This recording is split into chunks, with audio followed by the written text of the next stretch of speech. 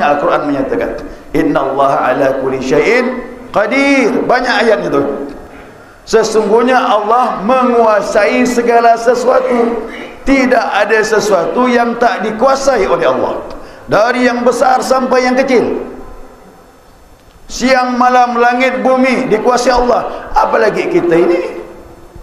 Dan termasuk yang kecil, semut semua dalam tanah, binatang-binatang, sampai virus yang kita takut tuh, COVID tuh, virus tuh itu pun dikuasai Allah. Kalau kita paham tauhid, tak usah kita takut, dia tak matikan kita. Jadi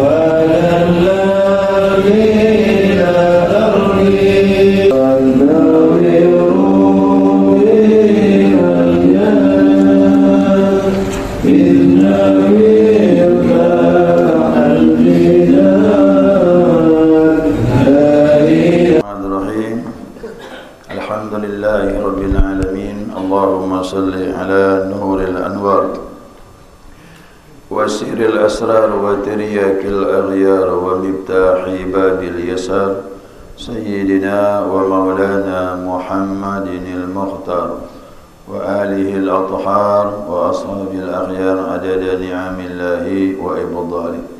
سبحانك لا علم لنا إلا ما علمتنا إنك أنت العليم الحكيم.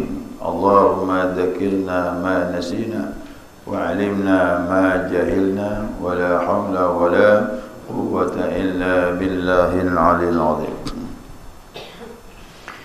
قال مصنف رحمه الله تعالى ونفعنا بعلومه في الدارين آمين. جماعة الصبح رحمكم الله. السلام عليكم ورحمة الله وبركاته.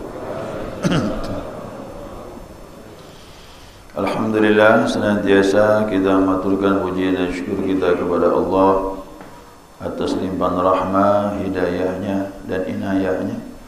Subuh ini kita dapat melanjutkan kajian kita, mudzakarah kita, panduan kitab Miftahul Jannah, memasuki sifat yang ke-6, yakni sifat wahdaniyah, Esa Allah Subhanahu wa Ta'ala. Wahdaniyah ini sifat salbiyah yang terakhir, ya, sifat salbiyah.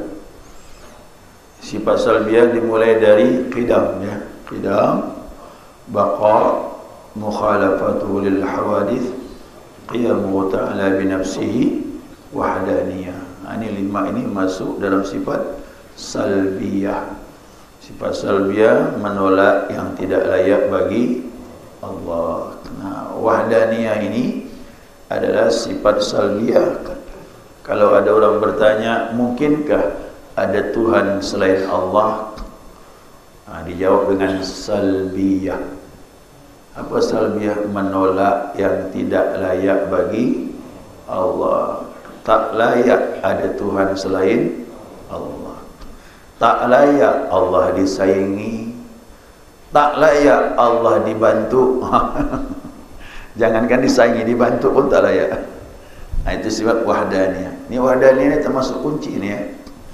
Ya, kunci memahami Allah Subhanahu wa Ta'ala dalam tauhid, kesimpulannya banyak di wahdaniyah. Nah, mari kita lihat wahdaniyah itu adalah esa.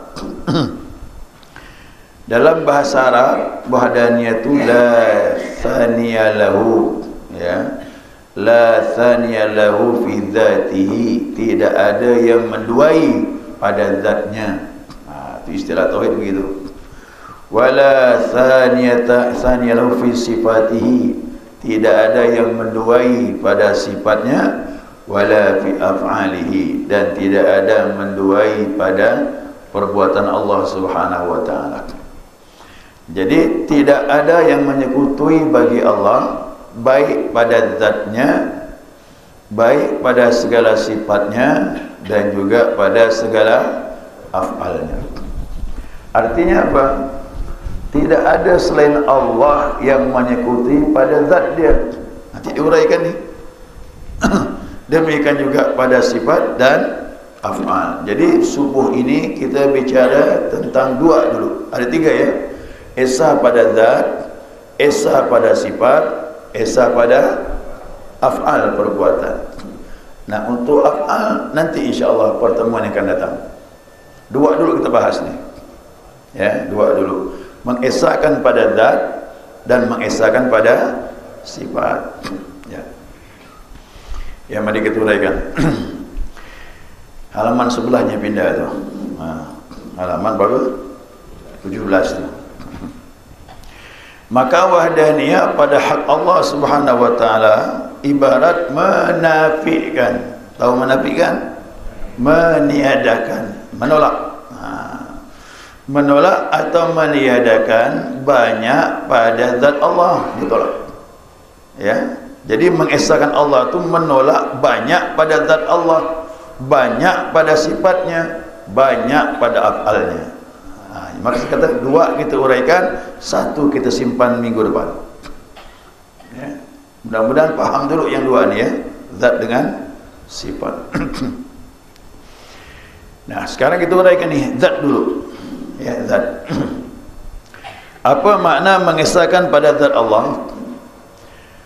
Nafi, ya, menolak ada yang menyekuti bagi zatnya itu melazimkan nafi berbilang pada zatnya, yang diistilahkan dengan kamil muttasil, beberapa yang berhubungan. Jadi dianggap zat Allah itu lebih dari satu. Ini ditolak. Zat Allah berhubungan. Umpamanya orang menyatakan zat Allah itu dua. Di mana ya? Di langit satu, di bumi satu. Ini kacau ni. Jadi zat yang menguasai di langit satu sama dengan yang menguasai bumi. Itu maksudnya. Makanya sebenarnya kalau kita paham tauhid ini, Allah itu meliputi segala sesuatu. Kemarin dah saya bahas kan, kita bahas. Kalaulah Nabi Isra dan Mi'raj bertemu Allah di langit, bukan berarti Allah di langit. Itu dia. Tatkala Nabi Musa bisa bermunajat merasakan hadir bersama Allah di Bukit Tursina, bukan Allah berada di bukit. Karena zat yang menguasai langit dan zat menguasai bumi satu. Dimanapun hamba ini, kalau Allah berkehendak mentajallikan kepada hambanya, menampakkan kebesaran kepada hambanya, baik di langit, di bumi sama. Sama. Makanya malaikat tidak lebih mulia dari manusia. Tidak ada nabi dari malaikat. Ada tak nabi malaikat? Nah, kalau memang Allah di langit, berarti hebatlah malaikat dari manusia. Tapi ternyata nabi dari Nabi Adam sampai Nabi Muhammad sallallahu alaihi wasallam, 124.000 nabi, 313 rasul, semuanya dari golongan manusia di mana? Di bumi. Jadi jangan khawatir. Kita bisa berhubungan sama Allah tidak harus di langit. Di bumi pun boleh. Kenapa? Zat yang menguasai langit, zat menguasai bumi sama, tak berbeda. Tuhan yang disembah Nabi Adam dengan Tuhan yang kita sembah sama juga. Tuhan yang diagungkan malaikat, jin dan manusia sama dia juga. Itu maksudnya, paham ya? Jadi jangan sampai berpikiran Allah di langit dengan di bumi, berarti pisahlah zatnya. Enggak, satu zatnya. Dia bukan dua, bukan tiga, apalagi 4. Jelas ni? Baik. Itu diistilahkan dengan kamil muttasil, beberapa yang berhubungan. Seolah-olah zat Allah ada dua, di atas satu, di bumi satu, dia berhubungan. Dia satu, menguasai itu semuanya. Diperjelas lagi. Maksudnya menafikan berbilang pada zat Allah, menafikan banyak pada zat Allah. Jadi zat Allah bukan satu, bukan dua, zat Allah bukan dua, bukan tiga, bukan empat, dia cukup satu saja yang menguasai alam ini. Ya, lanjut, masih berhubungan dengan zat. Ya. Dan Nabi menolak ada yang menyekutui pada zatnya itu juga, melazimkan menolak ada bandingan pada zat Allah, diistilahkan dengan kamil munfasil. Kamil beberapa, munfasil bercerai. Artinya ada selain Allah yang membandingi Allah pada zatnya. Kemarin sudah dibahas mukhalafatul lil. Jangan nak dibayang-bayangkan Allah mirip-mirip dengan makhluk, tak boleh. Ya. Jadi kita nafikan, kita buang itu semuanya. Tidak ada sesuatu pun yang bisa membandingi zat Allah Subhanahu wa taala. Maksudnya dijelaskan lagi ini, menafikan ada bandingan pada zat Allah, menolak ada yang menyerupainya. Ya. Siapapun makhluk di muka bumi ini, jangan nak dibanding-bandingkan dengan zat Allah. Ya, terlintas pun tak boleh. Ya, kemarin ini mempertegas pembahasan mukhalafatul lil hawadis. Ya, jadi kesimpulan mengesahkan pada zat Allah, yang pertama bahawa zat Allah satu, bukan dua, bukan tiga, bukan empat, yang menguasai langit bumi satu. Yang kedua, pengertiannya lagi pada zat Allah ini, tidak ada yang menyerupai zat Allah Subhanahu wa taala. Ya, tolong mantapkan ini. Jelas nih ya? Ini zat udah selesai dah ni, mengesahkan pada zat. Sekarang masuk sifat, pindah ke bawah. Dan nafi ada yang menyekutui pada sifat Allah, melazimkan menolak atau nafi berbilang pada sifatnya, diistilahkan dengan kamil muttasil, beberapa yang berhubungan. Apa maknanya ni? Kan sifat Allah banyak. Ada qudrat, ada iradat, ada ilmu, ada hayat. Tadi dikatakan menolak berbilang pada sifatnya, padahal sifat Allah banyak. Jangan salah faham, dijelaskan lagi ini. Maksudnya menafikan berbilang pada sifat Allah, yakni menafikan banyak pada sifat Allah. Oh, sifat Allah kan banyak? Bukan. Maksudnya masing-masing sifat itu esa.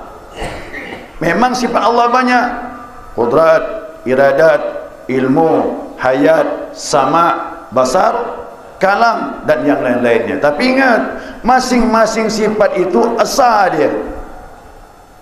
Ya, masing-masing sifat itu tidak berbilang.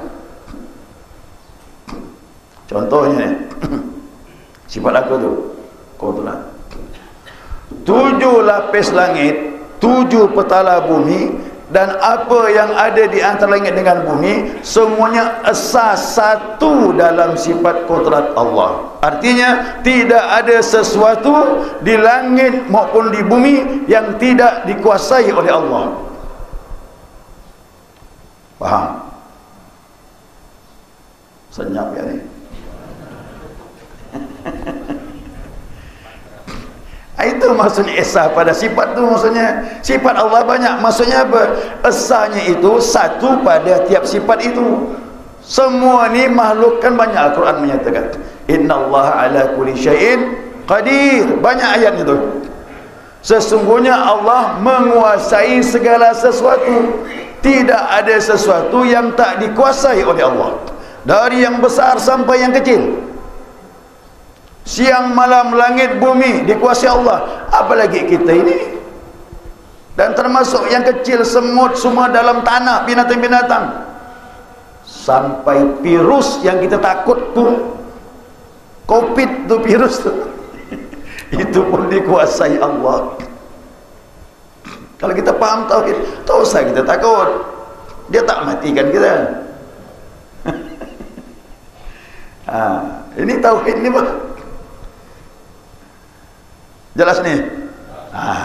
Masuk sifat apa lagi? Contoh iradat.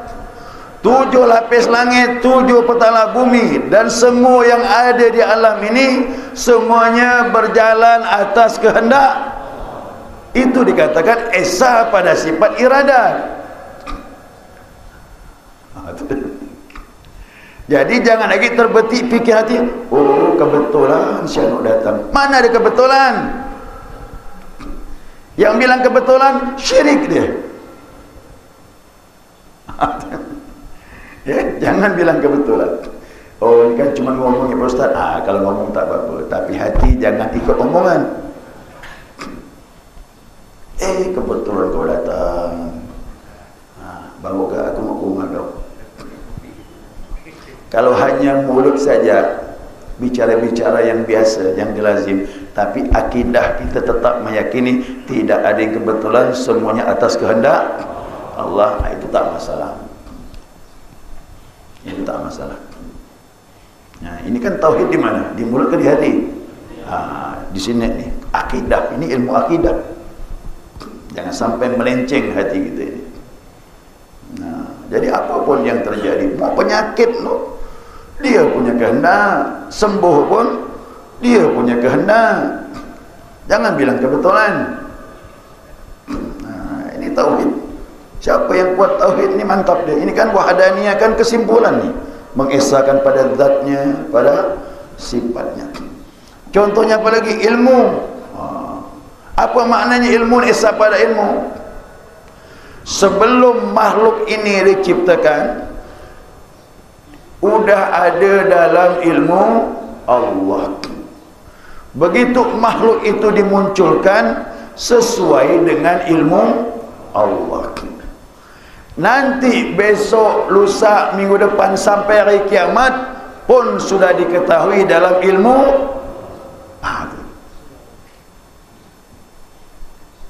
Apa nak kita buat besok Allah dah tahu. Kita dah tahu belum? Belum. Dah lah, selesai dah.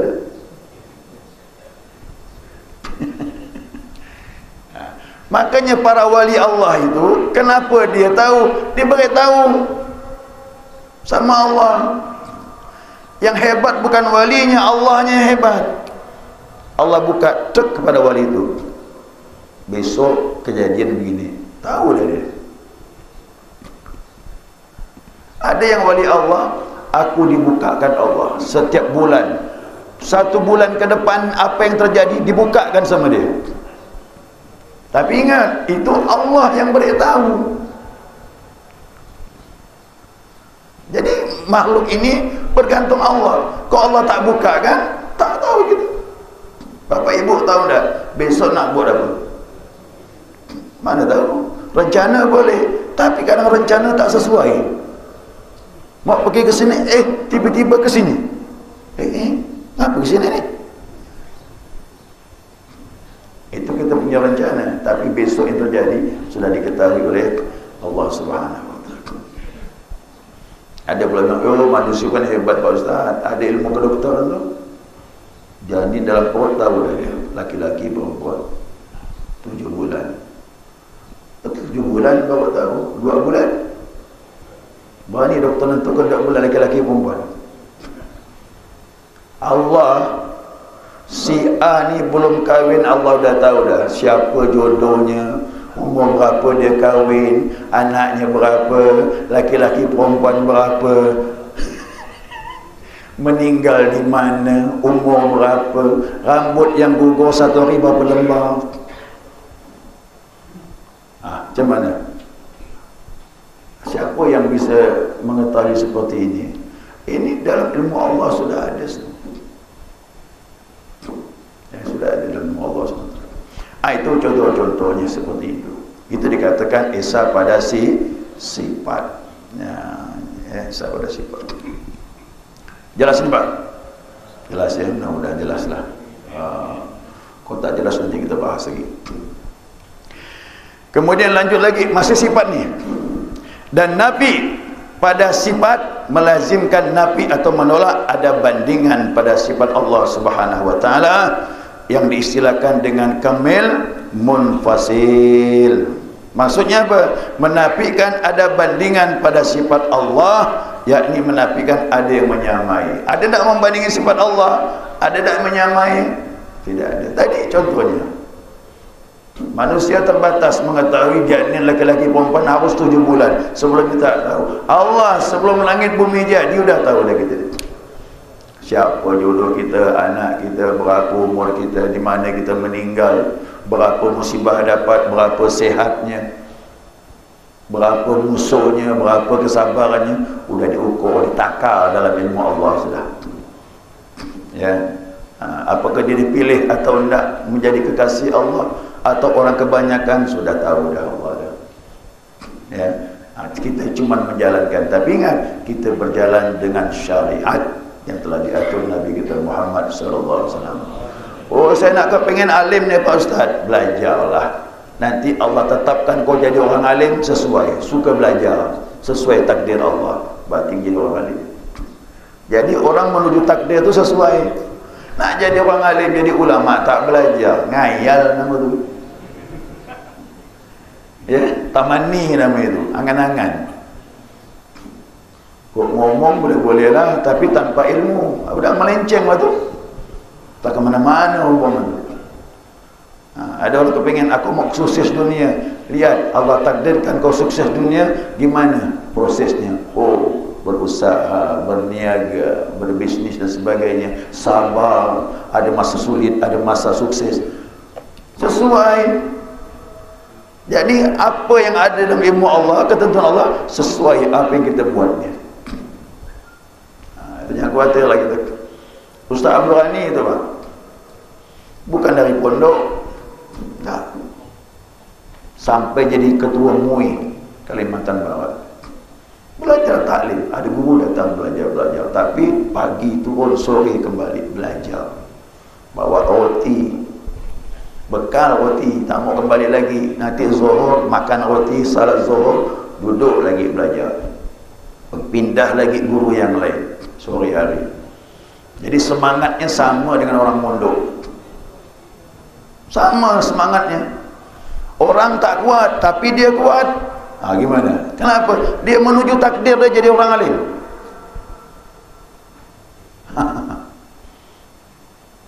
Itu kan kita duduk belajar. Belajarlah kita dengan guru, jauh-jauh datang. Orang lain, yuk pergi yuk, tak mau. Berarti takdir tak jadi orang alim. Belajar tak mau. Alim itu Pak, bukan nak jadi ulama anda. Minimal kita tahu ibadah, akidah, pembersihan diri, istiqamah, itu dah lumayan dah tu kita. Dan yang begini ni wajib hukumnya, belajar tauhid. Kalau tak gitu tak kenal Tuhan. Jadi kita tak kenal Allah dengan sifat-sifat yang benar. Dulu saya belajar tu sama kawan, duduklah nyandar di belakang. Pertama saya belajar duduk di belakang, malas duduk depan. Tapi pindah posisi saya duduk depan. Ini bukan berarti tak boleh duduk belakang, bukan. Nanti kalau ke depan penuh sini payah juga.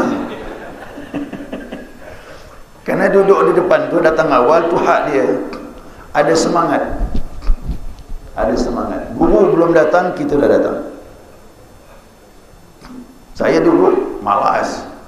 Udah guru datang baru saya turun. Kena belajar dekat rumah. Orang baca kasidah, udah apa tu ni, saya santai di rumah. Begitu lewat guru dia hantar pakai motor, datang lah tu, barulah turun. Kenapa? Tak dapat apa-apa dia. Tak ada berkah. Tapi begitu guru pindah, sedih rasanya. Wah, jauh dah guru ni. Mau pergilah. Pergilah kita nyembarang belajar dengan guru, naik sampan, balik kehujanan, tapi berhasil. Artinya dapatlah sedikit ilmu yang diberkahi Allah Subhanahu wa taala. Kenapa jauh-jauh guru? Ada semangat, ada kesungguhan. Guru dekat tak semangat. Makanya orang komplek Pemda ni kau tak turun, terlewat dah tu dah. Guru datang masih ketemu tu. Dia nyepelekan ilmu, padahal kok dibukakan Allah alam gaib, dia akan ramai kumpul di tempat macam ini. Kenapa? Bukan sebab ngajar, tak. Setiap majlis taklim siapa pun ngajar. Itu malaikat berkumpul, diberkahi rahmat Allah turun, dosa diampunkan Allah, diistighfarkan ikan-ikan di air, kata Nabi, mengistighfarkan orang yang belajar ilmu Allah ini. Itu kalau dibukakan. Cuman ini kan iman. Siapa percaya ucapan Nabi, kuatlah iman dia. Kau tak percaya, ragu, lewatlah tu. Lewat. Jadi belajar inilah yang memperbaiki ibadah kita. Zikir ni kau tak ada ilmu apa, tinggal. Ditalkin ya, tak belajar. Sebulan ya tu. Paling lama setahun. Berisilam. Ilmu ni penguat amalan kita. Ibadah jadi kuat kena di ilmu. Kalau tak ada ilmu tak kuat kita. Makanya orang yang alim, kata Abu Hurairah itu, orang yang alim 2 rakaat lebih afdal 1000 rakaat orang yang jahil. Orang ahli ibadah tapi tak punya ilmu, walaupun dia mampu mengerjakan 1000 rakaat, dikalahkan 2 rakaat orang yang alim yang mengerti ilmu Allah. Itulah dulu saya lihat guru saya tu salat tak banyak. Salat zuhur paling qabliyah ba'diyah 2 rakaat je. Kadang qabliyah ba'diyah tak sempat dia mengerjakannya. Murid pun ikutlah. Murid ikut. Guru 4 rakaat zuhur qabliyah ba'diyah tak sempat, dia pun pergi banyak urusan. Murid ikut qabliyah ba'diyah tak ada. Apa kau tak ngerjakan qabliyah? Guru tak ngerjakan. Guru tu lain. 2 rakaat kita dia lebih afdal 1000 rakaat kita. Nak guru nak ikut ni pula. Dia orang alim. Itu murid, namanya murid salah kaprah namanya. Murid salah kaprah. Cuma bagi guru yang udahlah alim, ibadahnya banyak lagi, Masya Allah. Itu yang cepat dia melejit tu. Ada ilmu, ada ibadah, cepat dia naik ya derajat iman dan sebagainya. Sekali itu, jadi tidak ada yang bisa menyaingi pada ilmu Allah, tidak ada yang bisa menyaingi pada kudrat Allah dan sebagainya. Jadi tidak bisa nak dibanding-bandingkan sifat Allah dengan sifat kita. Jadi esahkanlah zat dan sifat. Yang pertama, zat Allah tak berbilang, dia satu yang menguasai alam ini. Kemudian sifat Allah tak berbilang, artinya masing-masing sifat itu esa. Kemudian masuk kepada sifat dari zat ya. Sifat tidak ada menyaingi pada sifat Allah dan tidak berbilang pada sifat Allah, artinya masing-masing sifat Allah itu esa. Esahkanlah pada zat dan sifat. Untuk af'al, perbuatan Allah, nanti minggu depan perbahasannya. Ini untuk af'al. Apa maksud perbuatan Allah, nanti kita bahas. Ya, sekali itu cukup ya. Subhanakallahumma wa bihamdika asyhadu an la ilaha illa anta astaghfiruka wa atubu ilaik.